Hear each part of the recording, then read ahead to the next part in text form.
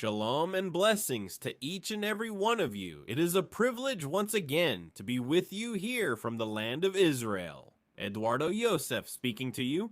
For all those who may be listening to me today for the first time, maybe you don't know that just a few days ago, we are producing content, trying to explain, trying to show a little about the truth here, about the people of Israel, and in some way trying to collaborate. Rather, with all this great confusion that exists outside of the people, specifically, and with all the confusion there is regarding the news. What's true and what's AI? What's true and what's a lie? Although we also have our own research here, which we conduct here in order to understand. It's what the media is also showing us here in Israel. So we conduct extensive research, but it's not just an investigation since we also live here inside. We can show what's happening in Israel, but we can't show what's happening in Iran because we're not physically there. So by being physically in Israel, we can show you what's happening in Israel since yesterday. Today is March 22nd, Sunday, March 22nd. And as I'm recording this material, because I'm recording it right now, this material, it's exactly 3 in the afternoon in Israel, Sunday the 3rd, Sunday, March 22nd, 3 in the afternoon in Israel. And I want to make the date very clear because sometimes people don't really know on what day or at what time the video was recorded or when. We are releasing this material. There's a lot of confusion among people, so we want to try to be as clear as possible. Just yesterday, I posted on social media. You can also go and find them. Eduardo Yosef, both on Instagram and Facebook, and also on the YouTube channel Voces de Israel. There we will be posting everything that we are going to be posting. But I was just posting a video yesterday about an attack in one of the cities of Israel. Today I'm going to discuss 4 topics with you, and one of those topics is exactly what I'm talking about now, the attack on one of the cities of Israel. And a lot of people started to comment. I'm not saying it went viral, but there were a lot of comments about those videos, about that video specifically. And among so many comments, there were a lot of really good ones, many positive ones, many encouraging ones, but also some that wished we would disappear. Let's pray to the earth. Let's pray for more missiles to fall and be more successful in Israel. Let's pray for the people of Israel to disappear, and a bunch of things like that. What I want to tell all those who wish harm to Israel is that it's a waste of time. The reality is, because for those of us who believe in the scriptures, for those of us who understand the Bible, both in the Old Testament and also in the New Testament, it appears in both parts. Israel is not going to disappear. So I'm sorry to tell you that Israel is not going to disappear. For all those who have wished harm upon it and have wished for the country to disappear for years, for decades, for thousands of years in the past. They are not the only ones who wish for the people to disappear. But there were also, in the past, many peoples who also wished harm upon it and wished for the disappearance of Israel, unfortunately without success. And obviously, allow me, unfortunately, to tell you for your own sake that it is not going to disappear, so don't waste your time. I would say focus all that energy somewhere else and not on wishing for the loss of the people of Israel. Alright, that being said, today I want to address a few topics. First of all, there were a lot of people asking us these days, what's going on with Netanyahu? Where is the Prime Minister, Benjamin Netanyahu? Is it true that he's alive? Is it true that he's not alive?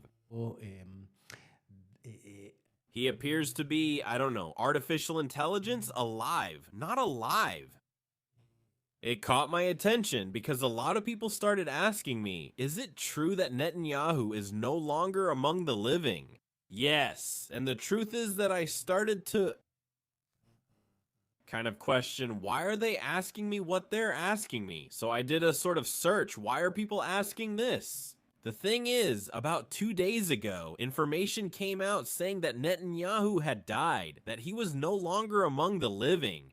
And a lot of people started with speculations and more speculations, where they wrote very interesting and very long pieces about how Zionism was lying.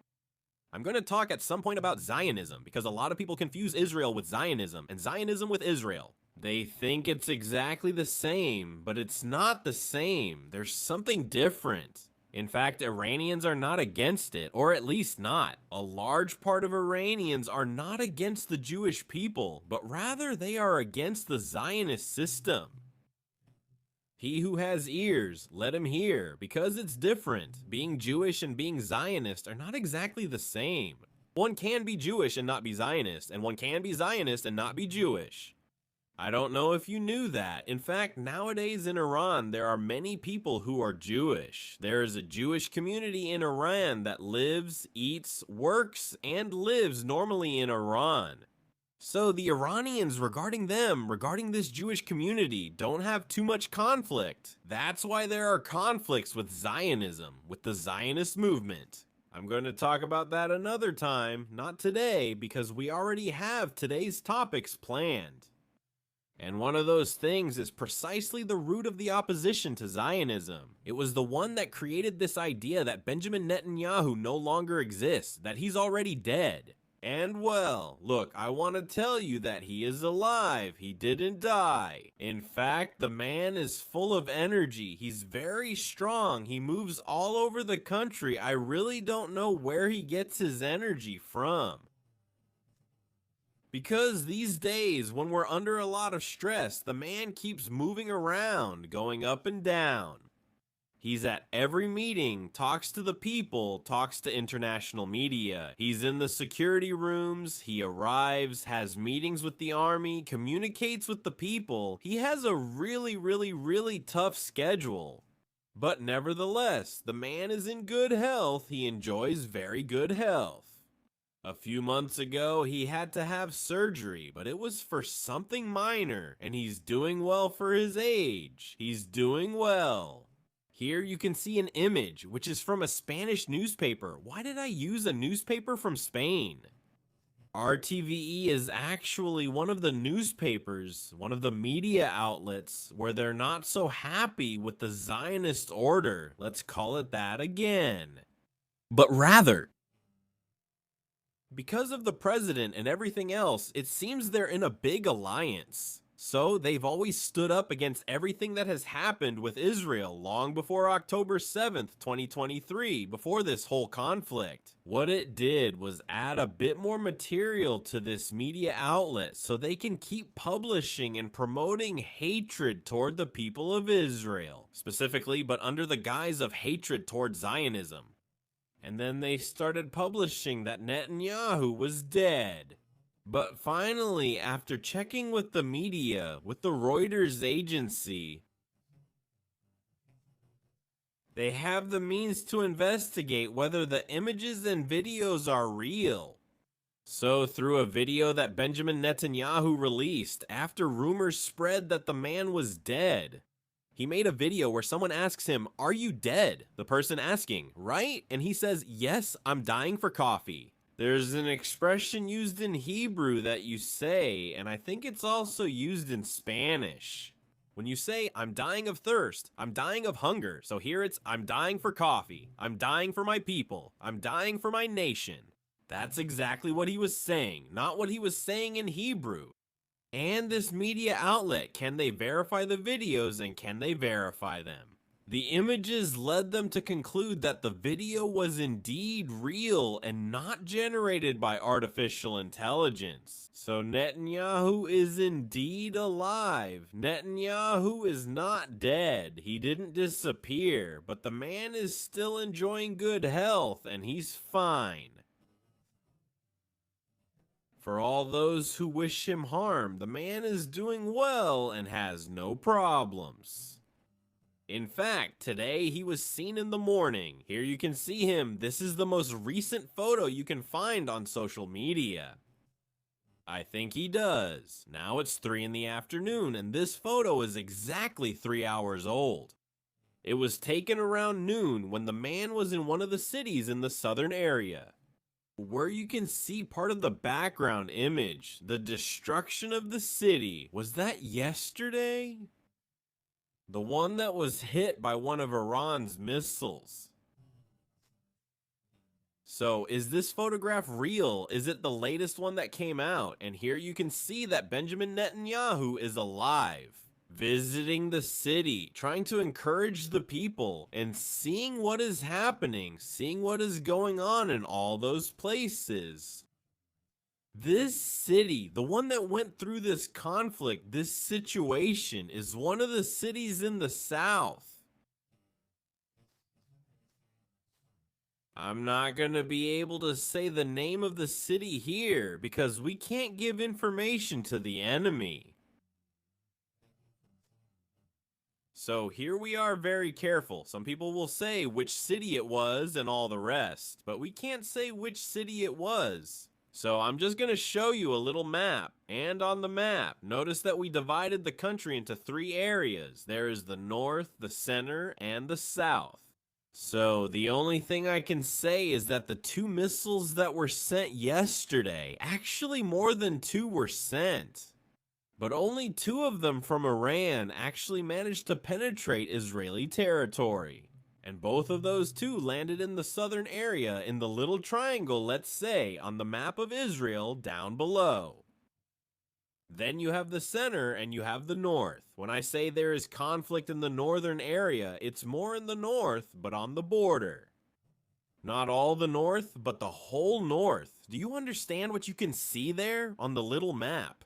So we can't say the names of the cities, but we can say the region. The region was the southern region where the conflict happened, and why don't we say the names of the cities? Simply because we don't want to give tools to the enemy or material the enemy can use against the people, against us, to say, oh yes, we've attacked this place, we've attacked that location, now we have the ability to do this, that, and the other thing, right?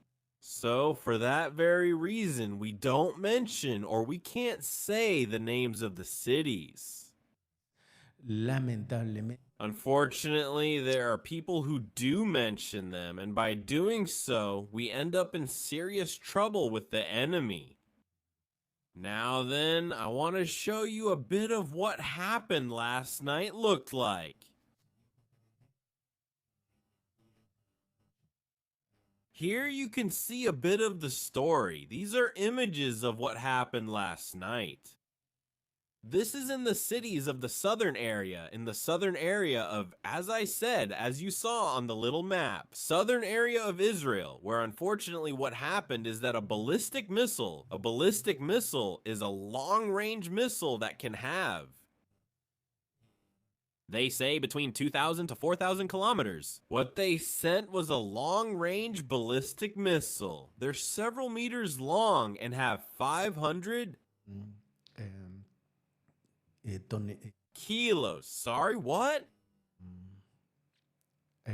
What's this called? The explosive material? So? What it actually did was break through, or in a way violate, the Golden Dome. It managed to get into the city and caused what you can see or manage to see there in the images, a great, unfortunately, disaster in terms of construction, in terms of buildings. The city, as of today, several hours have already passed since what you are seeing in the images. Several hours have passed since this situation, and there are already 500 people who have been evacuated, because all of that is going to be demolished and rebuilt. Those buildings cannot be inhabited. They are all at risk of collapse, right at this very moment. There is no running water, there is no electricity, everything has been completely shut down, all the gas pipes have also been completely closed.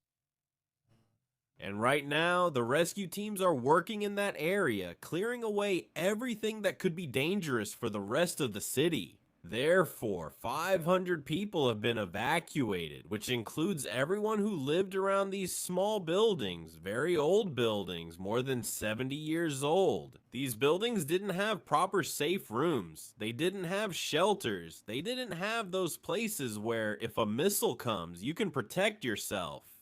So what these people had to do was go outside and look for a place to protect themselves outside. Unfortunately, what a lot of people do, especially older people, is say, oh, it's not going to hit me. It's not going to hit me. It's not going to hit me. It never falls. It's not going to hurt me or anything like that. And well, you can see the result. The images speak for themselves. When one of these missiles falls, it does cause damage. It does cause problems.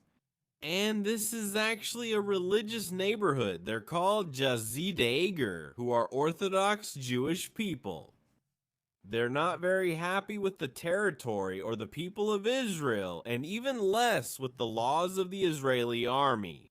Therefore, sometimes they oppose it. If the siren goes off, they say, oh, we're not going anywhere. And well, look, especially them. Isn't it that it was exactly them? They were the ones who ended up suffering damage to their buildings, not loss of life. There were no deaths. There were approximately in total between the two cities about 153 injured, of which 30 were seriously injured. A little more serious, but of those 30 who were in serious condition, they have already been released. In fact, there are only 6 who are a bit more seriously injured, but one is in critical condition. So, out of the 153 people, as I said, about 30 were in serious condition. They have already been released. Only 6 are still more seriously injured, and 1 is in critical condition. After all this, what you are seeing there, honestly, was a miracle, because these were people who were not in a safe room. They were people who stayed in their living room, watching TV while the alarms were going off. And the miracle was that the missile didn't hit any building, but fell in the middle of a park. That is, there was a kind of central area surrounded by all these buildings, and it was right in that central park where the missile landed. And what it did was, with the shockwave, break all the surrounding windows. And the fragments that spread out from the missile, the explosive material, are what break the walls and send debris flying to the sides. So, that's what happened, but thank God there were no deaths in this one, which was actually one of the... For Iran, it was a total success because it managed to send a lot of people to the hospital, but there were no, I repeat, people who died. There are no people in serious condition. Rather, the damage was to property. And now there are many people who have to be treated because of the noise from the explosions. People who are left scared, people who are left traumatized by hearing the sirens and things like that also happened. This morning, there were 7 launches toward the central part of the country, where 6 were intercepted.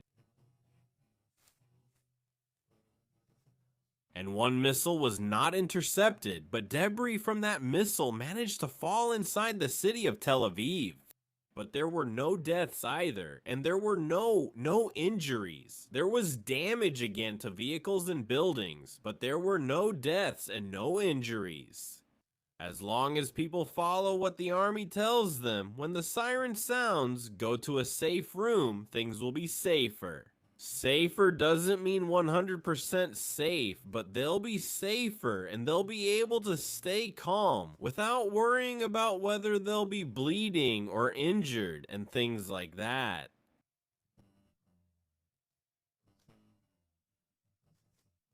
So that's very important for people to keep in mind.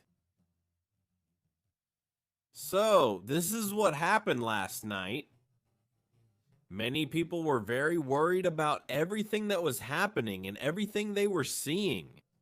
So I'm sharing with you a bit about what has happened. I also want to share something else with you, and this is kind of the final topic for today. And then we're gonna make a video, another video that will be live. This one will be recorded, but then we'll do a live video where we'll be sharing a bit more and answering questions that you'll be asking today. One of the things that's also very interesting and really catches our attention is that it's very interesting to know that there are sporting events. There are sporting events that have managed to win in the Arab world. You know, ever since the World Cup was held in Qatar, a lot of athletes, or the sports world in general, moved. For the United Arab Emirates, for Dubai, for Singapore, because these are countries with a lot of money, and they can afford tickets to very, very expensive sporting events. For example, Formula One, which was going to be held in Bahrain, in Saudi Arabia as well, both canceled. This was going to be in the month of April. But due to the conflict taking place in the Middle East, which is not only Israel, many people say the conflict is between Israel and Iran, or between Israel and Iran. But no, it affects the whole region. It affects the entire Middle East area, not just Israel and not just Iran. And look at the sporting events that have been affected as of today, as of March 22nd. As of today, the sporting events have announced that they are going to be canceled. So Bahrain and Saudi Arabia are left without Formula One. Just like soccer, in soccer, Argentina and Spain were going to play, and they were also going to play in Qatar.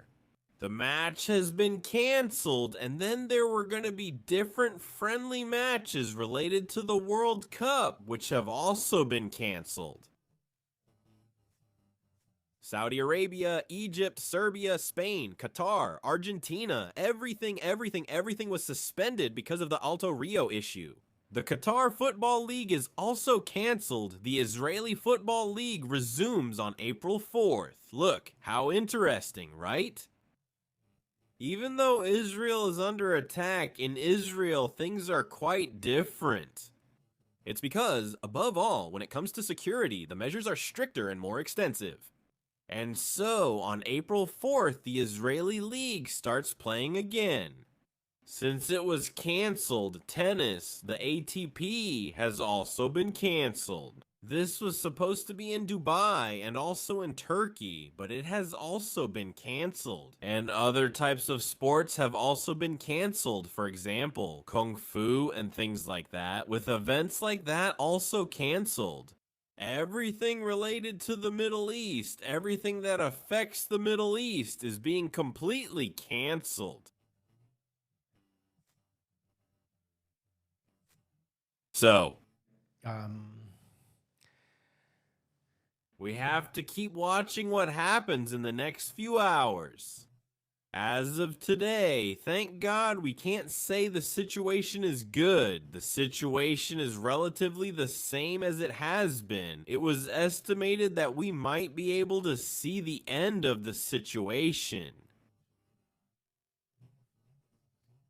But today, Israel announced that the conflict is expected to continue for at least 2 more weeks. That is to say, Israel is going to enter the time of Pesach. Israel is going to enter the celebration of Passover, and the conflict is going to continue. Unfortunately, it seems that during these holidays, we are going to have conflicts, just as we have already gotten used to during other holidays. And we are going to continue to be in conflict in the territory of Israel. Later, we'll be live together in another show, so go to the Voce de Israel channel. And we'll share a little more with you about everything we have for today. So thank you very much once again for joining me, for being with me today, and for me, always, always, always. It will be a privilege to give you a little update on what is happening here in the land of Israel. Thank you very much for everything, Shalom, and see you later in another video we'll be doing. Greetings and blessings to each and every one of you out there.